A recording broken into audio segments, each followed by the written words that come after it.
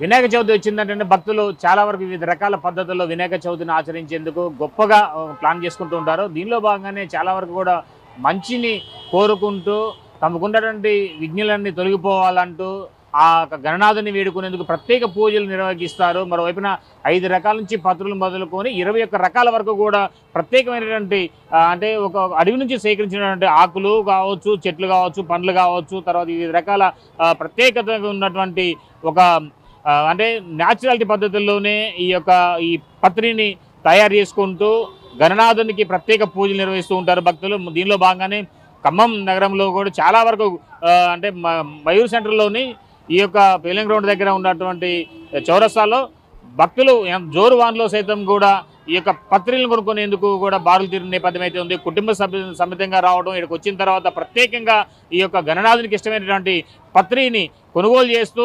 ఆయనకి ప్రత్యేకంగా పూజలు నిర్వహించేందుకు అన్ని ఏర్పాట్లు చేస్తున్న నేపథ్యం అయితే ఉంది. చిన్న పెద్ద అనే తేడా లేకుండా మొత్తానికైతే కుటుంబ సమేతంగా ఈ యొక్క పత్రిని కొనుగోలు చేస్తూ తమకు ఇష్టమైనటువంటి గణనాథుకి ఇష్టమైనటువంటి పద్ధతుల్లో పూజలు నిర్వహించేందుకు, సహజ సిద్ధమైన పద్ధతులు నిర్వహించేందుకు ప్రత్యేక కార్యాచరణ రూపొందిస్తున్నారు.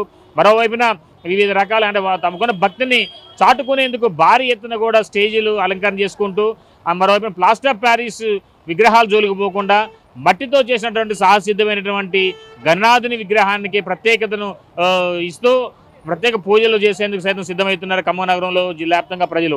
అయితే దీనికి సంబంధించి ఇప్పటికే పోలీసులు సైతం కూడా ప్రత్యేకంగా ట్రాఫిక్ జామ్ కాకుండా ఉండే విధంగా ఆంక్షలు పెడుతూ మరోవైపున భక్తులకి అంటే విఘాతం కలిగించుకుంటూ ఉండే విధంగా కార్యాచరణ రూపొందిస్తున్నారు. మరోవైపున జోరు వాహన సైతం లెక్క చేయకుండా ఒకవైపున అమ్మకందారులు, మరోవైపున కొనుగోలుదారులు కూడా ఈ యొక్క పత్రిని అంటే 5 రకాల నుంచి 8 రకాలు, 9 రకాలు, తర్వాత 11 రకాలు, తర్వాత 13 రకాలు, తర్వాత ఇట్లా 18, 20 అట్లా 21 రకాల వరకు కూడా అడవి నుంచి సేకరించినటువంటి ప్రత్యేకంగా ఉన్నటువంటి ఈ యొక్క పత్రిని వాటిని గణనాథునికి మనకి ప్రత్యేక పూజకు వినియోగించుకునే విధంగా అన్ని ఏర్పాట్లు చేసిన నేపథ్యం అయితే ఉంది.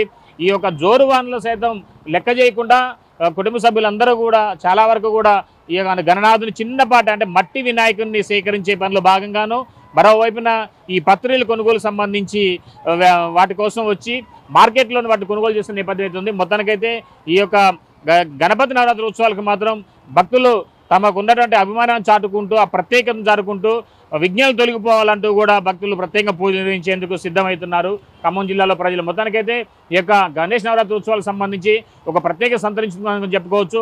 జోరువాన సైతం లెక్క చేయకుండా భక్తులు కూడా గణనాథునికి ప్రత్యేక పూజలు చేసేందుకు, ఒకవైపు అన్నదాన కార్యక్రమం నిర్వహించేందుకు కూడా ప్రత్యేకంగా ఏర్పాటు చేసిన పద్ధతి ఉంది.